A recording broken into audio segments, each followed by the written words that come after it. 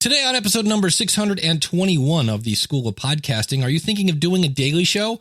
I'm talking with James Cridland from podnews.net, who does a phenomenal podcast/newsletter, and we hear about what tools he's using and how he prepared to launch the daily show. Also, if you can get insights from email that you can't get from a download, maybe we should start using email a little more. I've got some tips on how to start your list. Hit it, ladies. The School of Podcasting with Dave Jackson. Podcasting since 2005. I am your award-winning, and I'll have a new title here in a second, personal podcast coach, Dave Jackson, thanking you so much for tuning in. This is where I help you massage your message. I help you tackle that technology. I help you face your fears, flatten a learning curve, and get you on the road to podcasting. And not just podcasting, but podcasting in the right direction. The website is schoolofpodcasting.com. Use the coupon code LISTENER, that's LISTENER, and that will save on either a monthly subscription, a yearly subscription, or if you just want to buy classes a la carte, it'll work on that as well. And I like to start off my show with what I call a because of my podcast story. This is where, because of my podcast, blank. And blank is something that, well, wouldn't have happened except, well, you have a podcast. If you have one, I would love to hear it. Go out to schoolofpodcasting.com/contact. And because of my podcast, I got a phone call from my buddy Gary Leland, who let me know that on July 24th, I am going to be inducted into the Podcasters Hall of Fame. And there's a big chunk of my brain that still doesn't quite comprehend that. I am honored. I am humbled, and I now have the joy of figuring out how to condense 13 years of podcasting into, what, a 5-minute, 7-minute speech, maybe something like that. That's going to be interesting. But I also, I just want to thank you, because you are the reason I do this. When I get your emails that you send, when I get the because of my podcast stories, when I get the last 5 and 5s, when I get any kind of feedback from you, that is just more gas in my tank. And speaking of gas in your tank, after Gary called me, I went down the street and I go through a drive-through, and of course I hear the and I go to place my order, and all of a sudden, out of nowhere, this happens.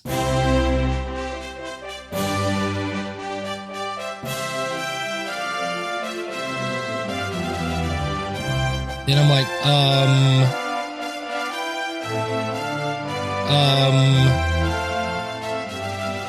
I'll have a chicken sandwich, hold the mail, and a glass of water, please. So that was kind of different. And then my brother called me. I answer the phone. He's like, "Hey, brother, what's up?" And I went to talk, and instead I hear, and I'm like, what's going on? I hope this, I don't know. I know Danny Pena is going to send me instructions on the secret Hall of Fame podcaster handshake that I have to get down before July 24th. There's a lot of pressure on that. So, yeah, because of my podcast, I'm going into the Podcasters Hall of Fame. And I said it way back in 2005, and I said it right now. And that is, I think podcasting is going to change the world.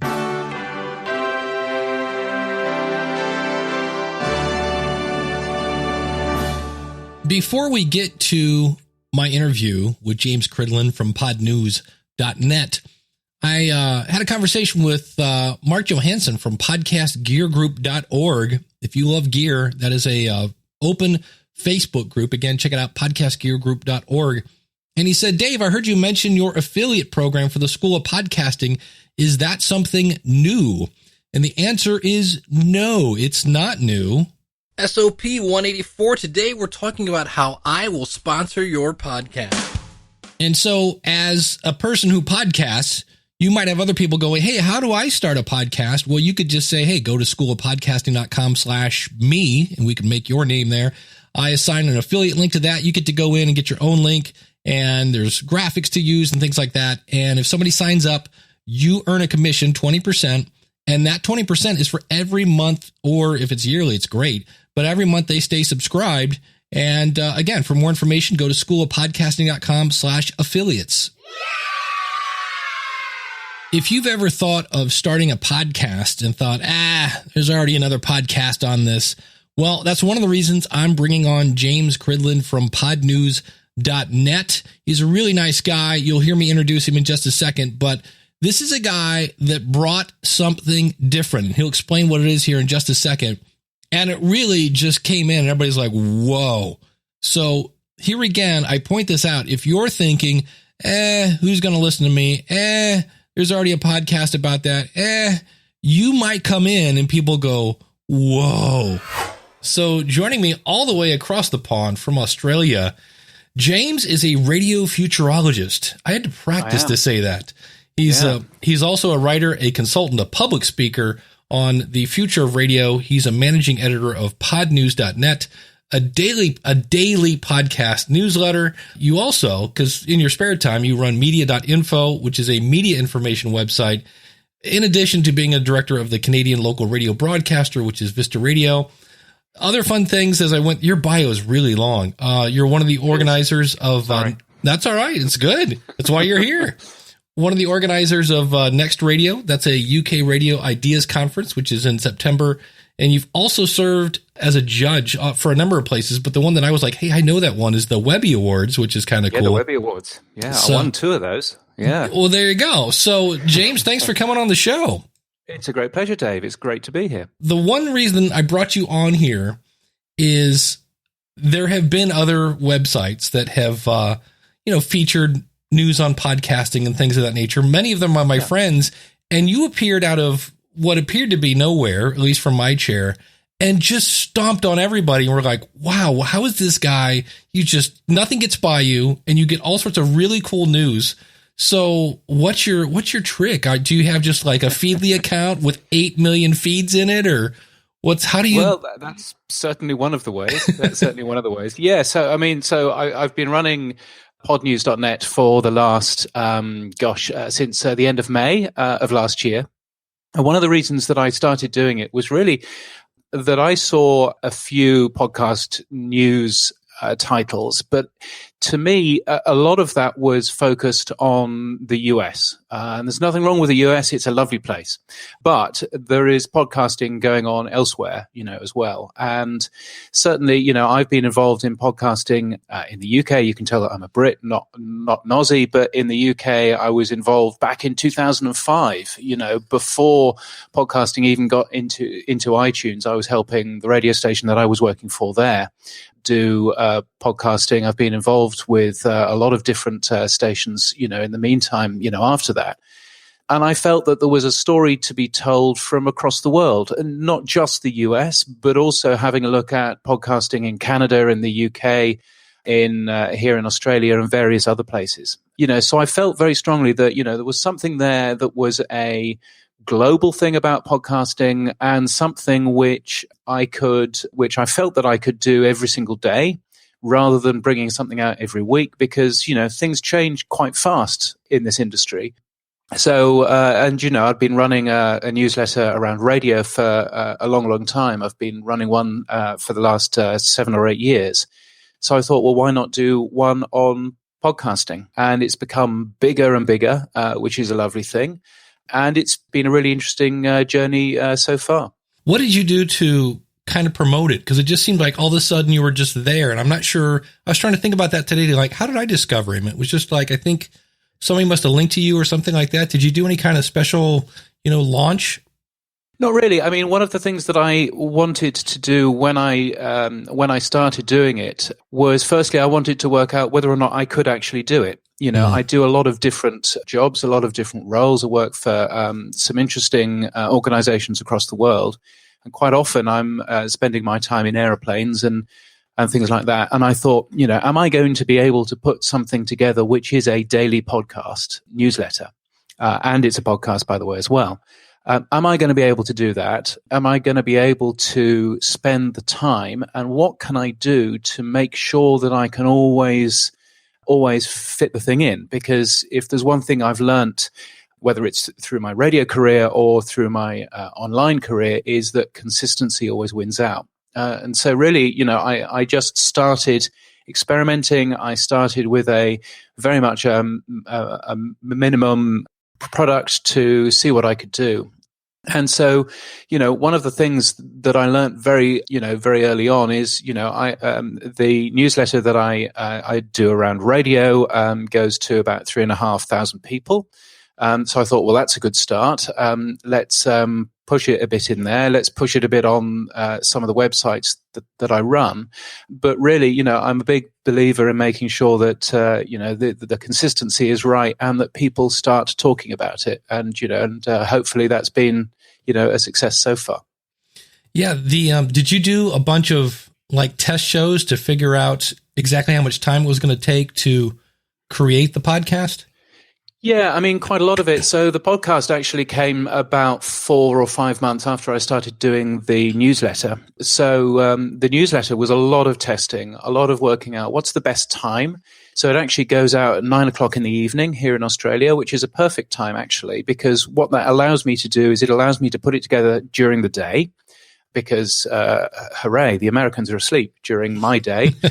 So therefore, the majority of podcasting news, of course, comes out of the US. And so therefore, that's really helpful. But also it was, okay, how can I be able to publish this from wherever I am? How can I do it from whatever machine I happen to be using? If I'm at home in the office, then I can use the fancy MacBook and everything else. If I'm traveling, maybe I'm working in a coffee shop or whatever, then can I do it on the cheapy Chromebook that I have? What can I actually do? And how can I make this as quick and as simple to actually put together as I possibly could? And so quite a lot of it was just basically doing the technology on the back end to make sure that I could actually publish a way that it would actually work well. And of course, as you so rightly say, actually get the information in the first place, which is important too. How many feeds, sources do you go through? Because a fair amount, it turns out. So one of the secret bits of sources to actually be members of Facebook communities, Reddit, all of those sorts of things. There are lots of people who share some really interesting stories and really interesting news in there. And there are lots of people who post about things that they're working on, which you can make into a story as well. So that was one of the first things that I started doing. I don't use Feedly, but I use a similar system called InnoReader. InnoReader.com is a really good RSS reader that firstly, of course, I pull in an awful lot of feeds in there, and use that. But also what it has is it has some really good searching tools in there as well. So you can actually do searches across every single RSS feed in the world for certain things that you're looking for. And it's not as easy and as quick as typing in podcast and then, hey, presto, you get all the podcast news. There's a little bit more to it, than that. But that has been really useful. How do you determine what stories make it and which ones don't? I think the biggest problem for me has been not allowing myself to have an opinion. That's been the first thing. I'm very used to saying, well, this is a piece of news and this is crap because, they're saying this, but actually the truth is this and blah, blah, blah. And I'm very used to doing that, in a number of the other areas that I have a look at. And I thought to myself, in terms of podcasting, people don't need opinion. People need fact. People need, information. And so one of the hardest jobs was actually just to bite my tongue. And occasionally I don't. I'm going to say that's actually the part I like is every now and then you'd be like, he's kind of bullish on this. And I'm like, all right. So occasionally I'm there thinking, yeah, I should probably not talk about that. But, so that's been one of the hardest jobs there, actually. I find myself basically, if there is something that I find interesting, and I obviously have a look at what stories people have clicked on to read, because it's a linked list more than anything else. So I have a look at the stories that people have clicked through to read. I have a look at, what is capturing people's, attention. But also, to a great degree, I will probably publish anything. It's just where it comes in the newsletter is important. Is it a big story? Or is it a new season of a podcast that, it's fine and it means a lot to the people who are working on it, but actually in the great scheme of things, it's not quite as large as somebody trying to fiddle their way through the Apple podcast charts. So what I tend to do is during the working day, I amass a bunch of stories, and then just before I'm going to send it out, I actually stick those as stories into some kind of cogent order. And some of the times, the order that I give it probably reflects what I find interesting. The Amy Schumer story, for example, a couple of days ago, where she's been given $1 million to produce a podcast. I have no idea who this person is. And so it came as sort of, the number 5 or the number 6 story, because I hadn't the faintest idea. But, turns out she's quite big. She's quite big, and especially in the Spotify demographic, like the late 20s, early 30s, let's all party and get drunk until we black out kind of comedy. That's her thing. I remember that. Yes. Yeah. So, so that's sort of, essentially how I stick it together. And there's a lot of there's a lot of data on looking, as I say, looking on what people have clicked on. And well, I was going to ask you about that. What types of stories as well. What tool are you using to figure that out? Because I have, like right now I'm using Feedly. I'm definitely going to give out this other one that you were talking about, but how are you seeing like what's popular? Well, so it's really what's popular once I've stuck it into the newsletter. So I mean, obviously, you can see people retweeting stories or commenting on stories on Facebook or on Reddit or, in many of the other places that you can actually do that. But quite a lot of it is reactive and going, okay, so people are interested in these sorts of stories. Yeah. Monetization always gets a ton of clicks because everybody, as you know, Dave, everybody wants to make money. We want to make money yesterday, though. That's the thing. Yeah. And many people are doing podcasting just because they want to make money out of it. And they are going to be sorely disappointed. But you can clearly see that, stories about monetization, stories about making money or advertising or branded podcasting gets a high click through as you would kind of expect, so that's, certainly helpful data to work out what stories I should be, sticking in the thing. And I think one of the benefits of it being a daily newsletter, or at least a weekday newsletter, and that's every single day, including holidays, because it turns out that Americans have different holidays to Australians, who have different holidays to people in the UK.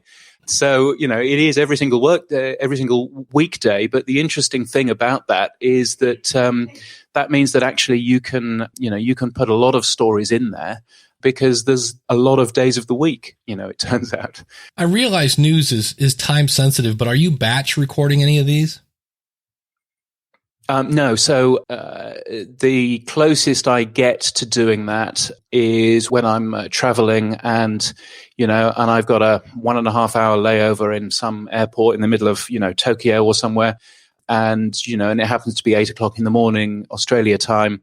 And so I'm doing something, 12 hours ahead of release. And that's about as close as I get. So, what I've managed to end up doing with the tools that I use, particularly making the newsletter and publishing all of that, is to make it as quick and as simple as I possibly can.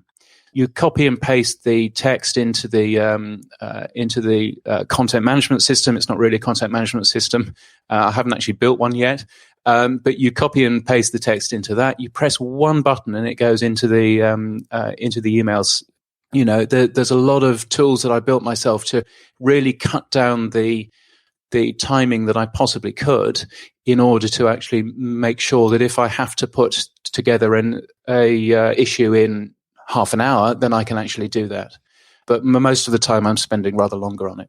Yeah. So are you using a homemade email list, or are you using a Constant Contact, or? So the website itself, podnews.net, it's very good. Go there now. That is all my own code. And then I use a piece of software called Sendy, which is really good. It's really cheap, and that interfaces into Amazon, Amazon's AWS stuff. Yeah. And that's a great tool in terms of a good email newsletter service. And I used to use MailChimp a long, long time ago. And MailChimp is absolutely fine and is a great service. But my goodness me, it begins to get really quite expensive when you have thousands of people on your list. Sendy is, you buy the software once and it's $50, $60 or something, and then that is it, apart from a couple of tiny, Amazon charges for actually sending out the emails. I've pretty well built everything myself there. I'm very lucky in that I sort of have a technical background as well as a background of producing content online. So therefore I was able to actually build the tools that I needed to. And that's been really helpful, actually. And how do you spell Sendy? Is it just SENDE or? SENDY. DY, there we go. Yeah, and I think the website itself is at sendy.co. Right. Sendy.co. I'll have to check that out. Most importantly, it has an API. And if it's got an API, that means that you can then program it to end up doing stuff. So that's, essentially what I've ended up doing. So I don't use half the features on that software because I'm essentially using their API to get the newsletter in there, so that's been really helpful. What would you say to the person that kind of wants to take your idea, but become the expert in guitars or something like that? They're going to do the guitar news of the day. I think one of the beauties of email, first and foremost, one of the beauties of email is that you know who is reading and you know what they're interested in. And that's stuff that you don't get from running a newsletter on a website. That's if you're sitting there and you're producing a blog or you're producing a website which, people come to visit. And yes, you can read pod news in that way, but I've made it deliberately hard. Once you're having a look at a newsletter, then you can actually see exactly who is looking at it. So I'm able to go, oh, that's interesting that, one of the people I really respect who runs a podcasting company in the UK, for example, he found that really interesting. He found those two stories interesting. I'd like to attract more people like him. So the first thing that I would say is a newsletter is a really good thing. And sticking it on the web or producing a podcast out of it or all of the other things that you can do with that content once you've produced your newsletter comes second. So a newsletter is definitely the most important thing. And I think really, firstly, it's getting involved in the industry that you want to cover, of course. Make sure that you are covering an industry that you yourself are excited by rather than covering an industry just because you think you can make some cash out of it. That's probably a good start. I was working for a large national radio station in the UK, and I went to, I think it was the first podcast conference in London in May or June of 2005. And I got shouted at because it was big media getting involved in podcasting. And, big media shouldn't be getting involved in podcasting because podcasting is all about the grassroots, man. And, I got shouted at. And it was a very awkward 45 minutes of me standing, doing a presentation of what the sort of thing that we were doing in terms of podcasting was. And being shouted at by folks who said that I didn't get what podcasting was all about.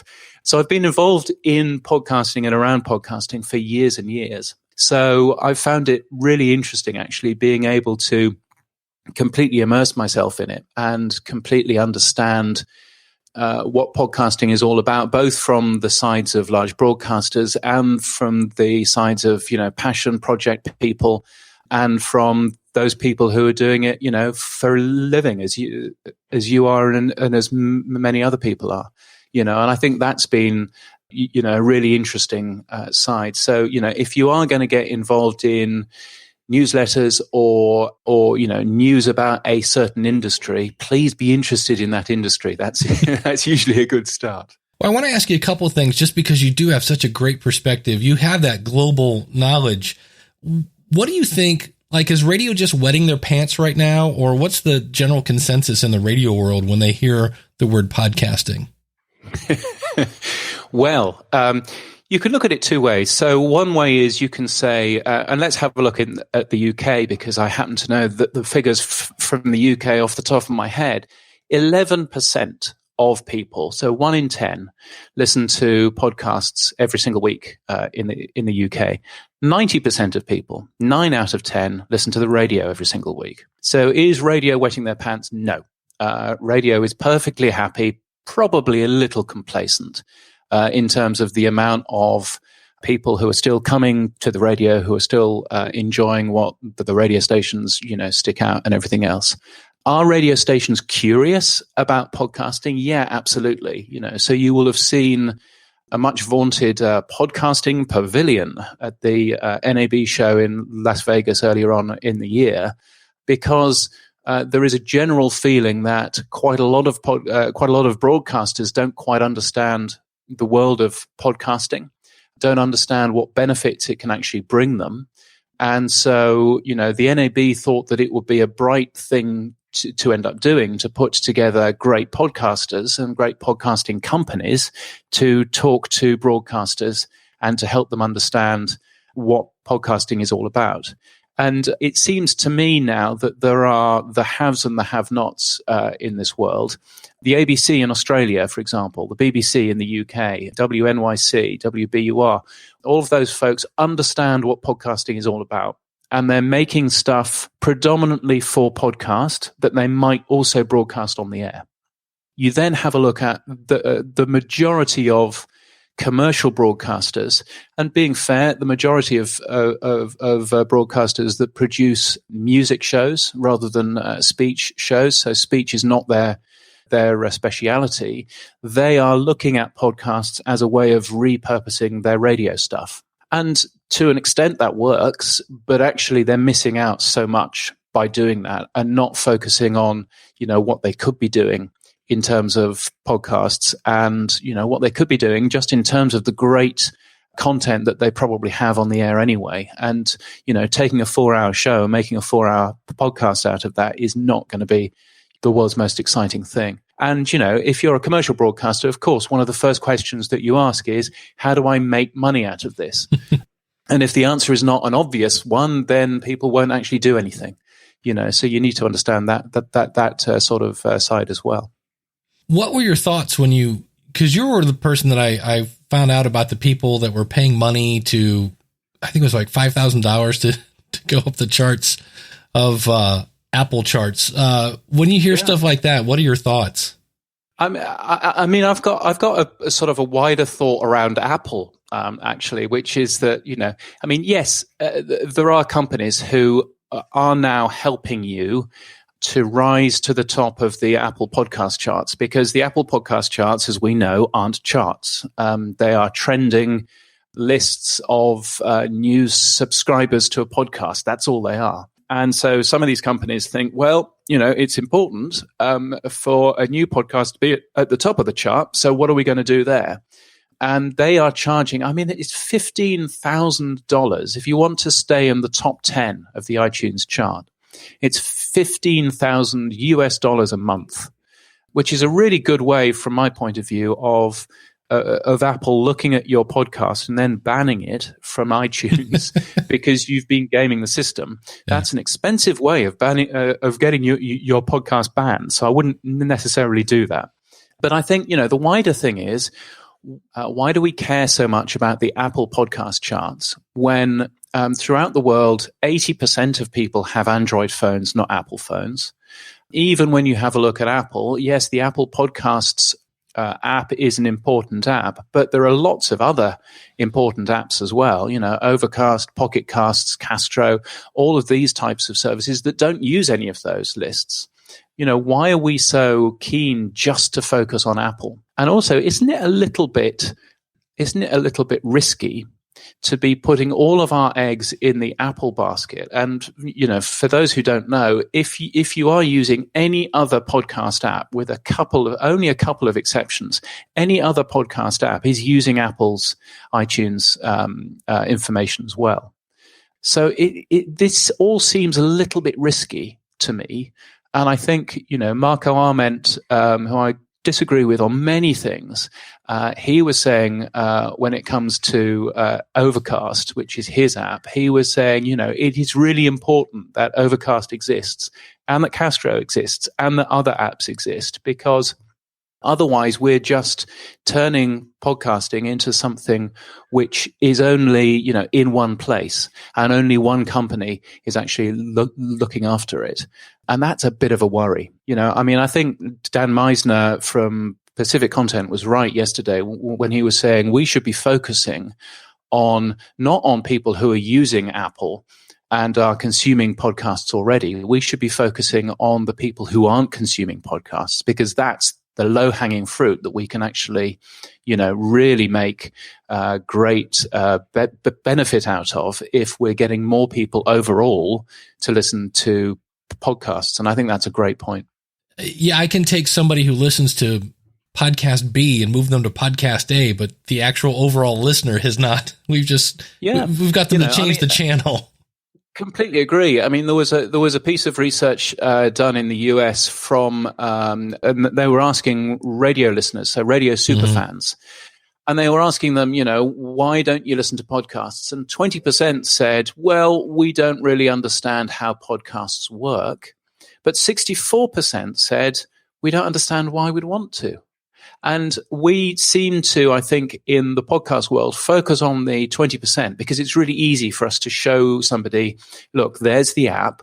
This is how you subscribe, if that's really the language that we should be using. This is how you find a new podcast, blah, blah, blah.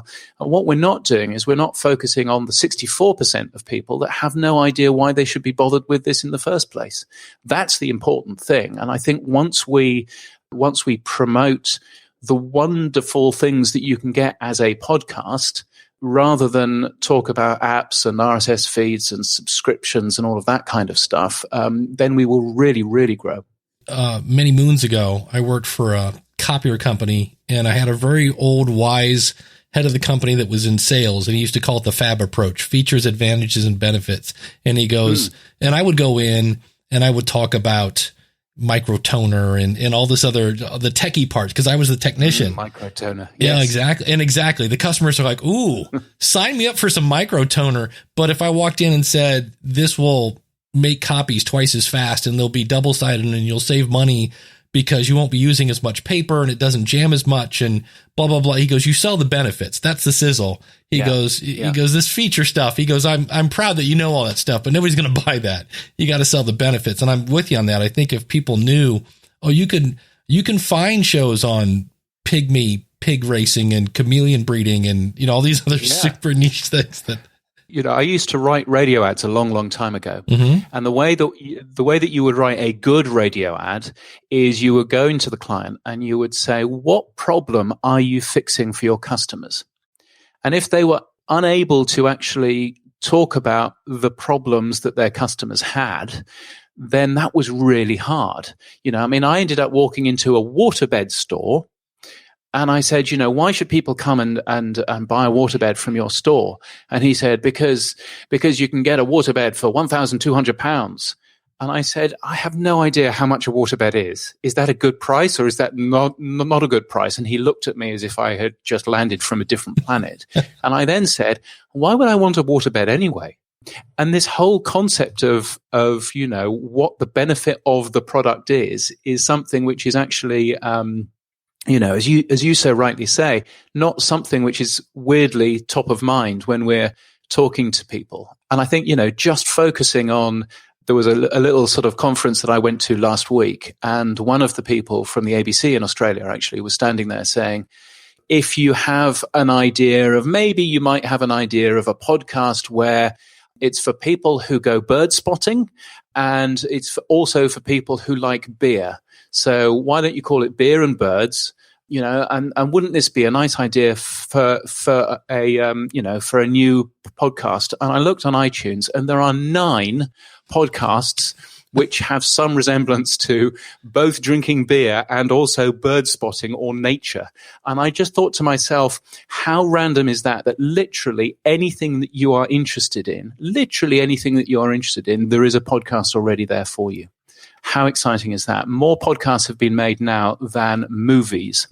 That's a tremendous number. I just realized something else. I realized where I found you. I found you on Amazon as a, what do you call it? Oh, as a daily briefing. Yeah, that's actually where I found you. And then that went into other things. Do you know what percentage? Are you getting a fair amount of play on your daily briefing? Yeah, daily briefing is a massive, massive thing. And I will tell you exactly how much I'm getting.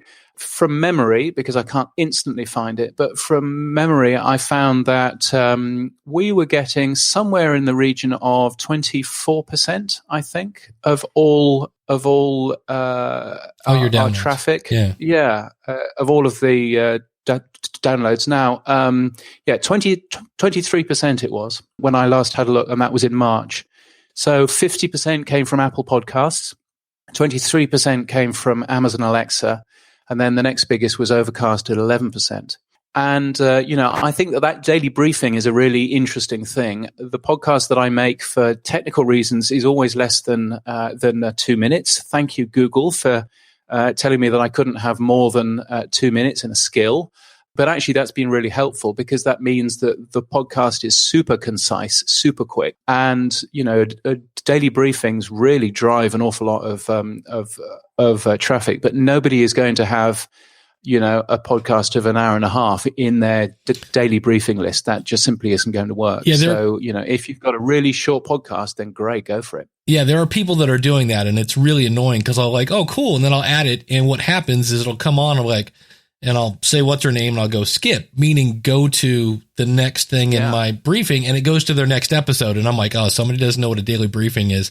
Did you say is there a 2-minute limit to the briefing or? No, so Google Home, if you run and they don't call them skills, they call them actions or something. But if you run a voice action on Google Home, then there was a limit. And I think they may now have relaxed this, but there was a limit of only having 2 minutes worth of audio in there. And one of the reasons why I have a voice action on Google Home is that if you call yourself something that doesn't exist in the English language, pod news, then Google has no idea what you've just said. And so you say, hey, Google, listen to pod news. And it goes, okay, playing you the last episode of hot news. No, I'm not interested in hot news. I'm interested in pod news. And so I ended up having to make myself a specific, it's now talking to me in the background, which is helpful. So I ended up making myself a specific audio skill, which is, okay, Google, ask pod news for the latest. And that will then read you the latest headline and ask if you want to hear the whole thing. But actually, that was a really helpful piece of thing, because what that essentially made me do is it made me keep my podcast down to under 2 minutes, which has actually made it a specifically really concise, piece of audio that that hopefully people will end up enjoying. And I mean, there's a quote. I think it's from Roman Mars, and it's a quote, and he says, "If you have 100,000 people enjoying your podcast and you edit 1 useless minute out of your podcast, you have just saved 100,000 minutes and you are practically a hero." Amen, brother. And I love that. I love that. I keep on being asked, what's the optimum length of a podcast? And my answer is always the same. A podcast is as long as it needs to be, but no longer. That's it. I don't need to hear about your French toast recipe. Thank you, but no thank you. Exactly. Edit as much as you possibly can out of it. And, Helen Zaltzman says much the same. And, it's great, great advice. Do you want to voice do you have any favorite podcasts that you listen to? I was asked this yesterday by BBC Radio Scotland. They said, please come with your top 3 favorite podcasts. for the interview. And of course, they never bothered asking me. But my top three, I listen to obviously a lot of industry podcasts and the feed by Libsyn. My top three are Death in Ice Valley, which is a true crime podcast by the BBC and the Norwegian NRK. It's really nicely well done, and I'm really enjoying it so far. No spoilers, please. Hamish and Andy are two really big. They used to be really big Australian radio jocks. They're now just purely on a podcast. They do this tremendously good interactive podcast, if you can imagine such a thing. It's a really enjoyable listen. And the third podcast that I really enjoy, podcasting is great for ideas. Ed Miliband used to be the leader of the opposition here in, I was going to say here in the UK. I'm in Australia. But over in the UK, Ed Miliband used to be the leader of the opposition. So he was essentially the opposite to the prime minister at the time. He's a very intelligent guy, and he now does a podcast called Reasons to be Cheerful that he does with an old radio presenter called Jeff Lloyd.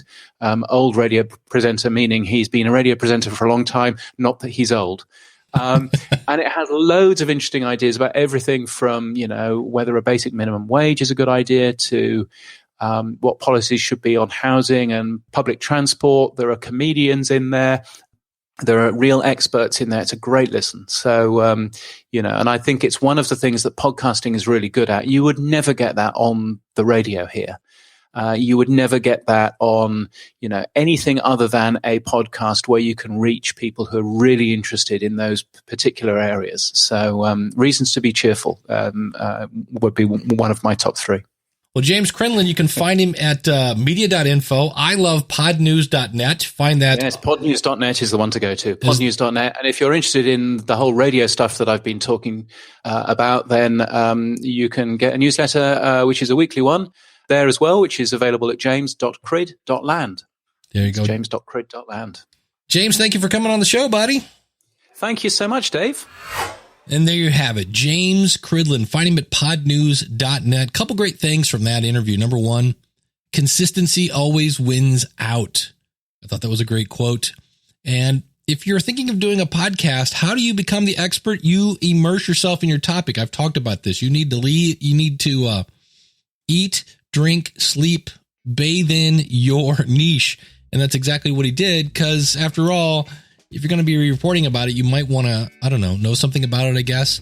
And he also mentioned there, and I've mentioned this on the show, if you're getting into podcasting to make money quickly, you're going to be disappointed. I've got links to the tools he mentioned out at schoolofpodcasting.com/621. I'm actually looking at Sendly. That's kind of interesting. And the RSS reader as well. Just go to schoolofpodcasting.com/621. Since James kind of started off as a newsletter guy, expanded into podcasting, of course, he had his radio background. I know some of you might be saying, but wait, it's 2018. Isn't email dead? And according to some studies, email at times is 4 times more effective at reaching your audience than Facebook. And if you're looking for outreach, that may be social. But in terms of actually boosting sales, things like that, or getting your audience to click on something, email appears to be the king.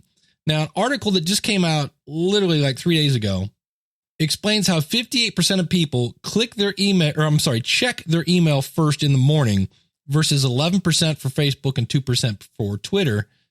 2.6 billion people have email versus 1.7 billion people have Facebook.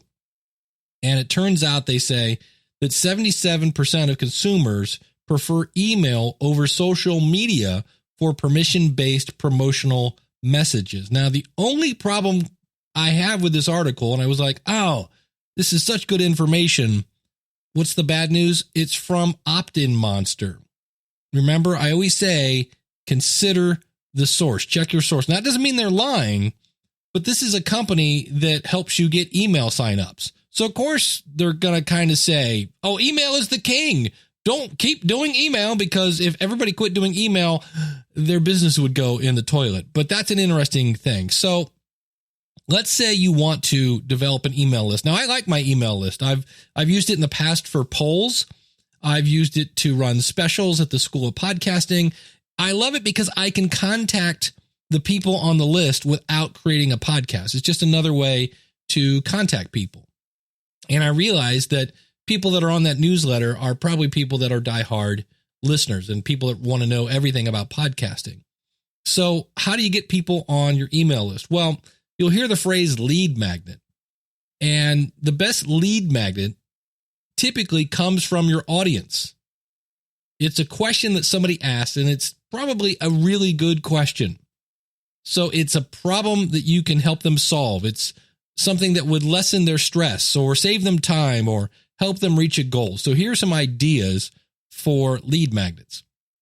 You could do a poll and then have the results be the thing that people get. You could review services.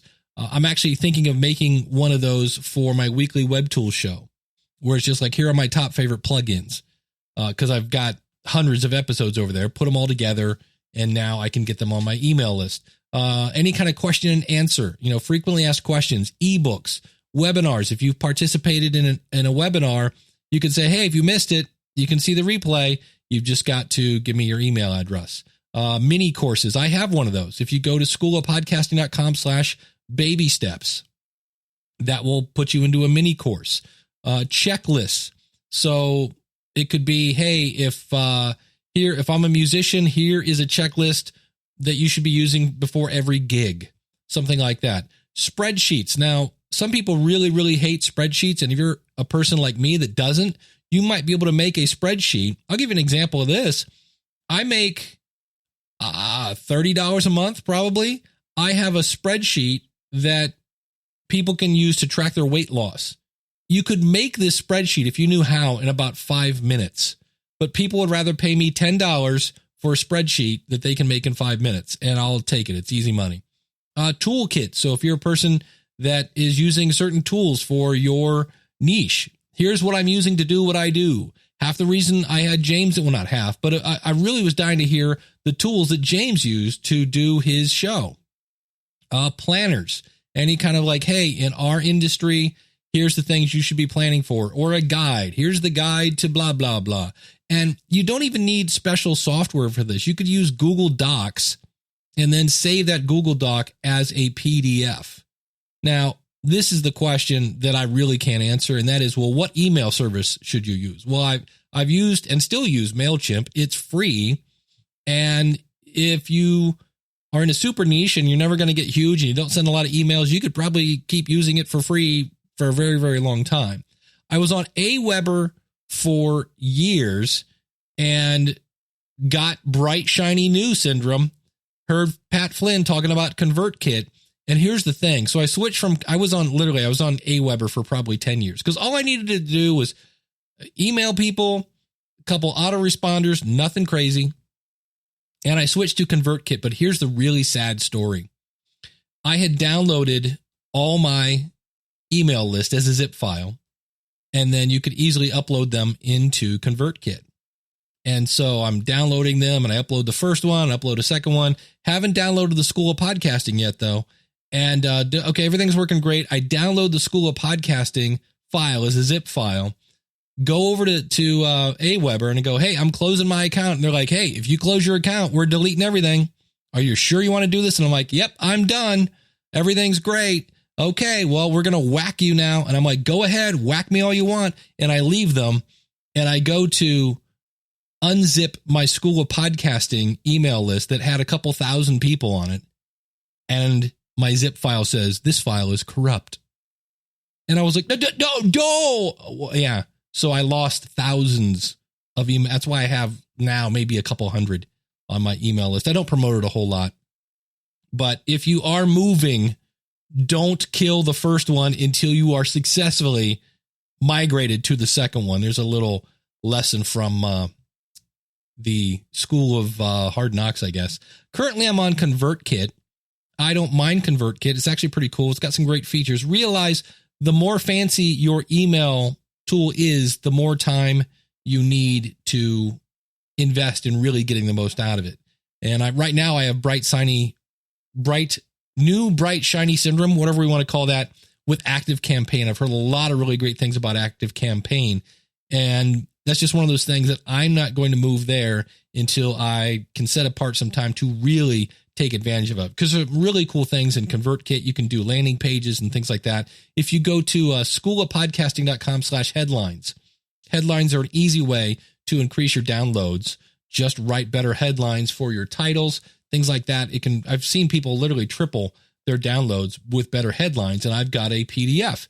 If you go to schoolofpodcasting.com/headlines, well, that's a landing page I made with ConvertKit. And so I like ConvertKit for that feature. And it's just one of those things. In the end, just start with something simple. Or if you choose one of these like ConvertKit or Active Campaign, just realize that you want to set apart some time so you can really understand all the potential that's there and then use it so that it fits your audience. So that's just a couple things today on email and jumping into some place that, again, if you're thinking, well, I was going to start a podcast, but somebody else is doing it. We heard where James jumped in, just went up to his neck in his niche, in this case, podcasting, taking his current experience of being a radio guru and a guy that's basically helping shape radio, and applied it to podcasting and said, the one thing that's missing here is kind of a global look. And it's awesome.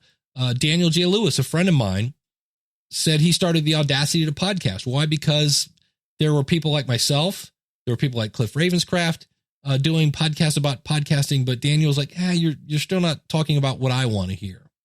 And so he started that show.